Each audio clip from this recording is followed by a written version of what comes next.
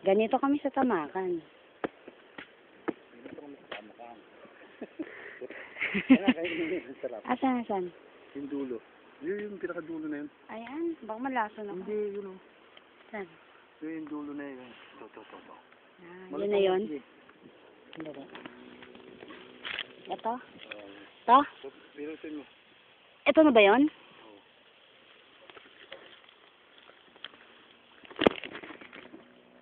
Sarap. Mas masarap to. Parang ano?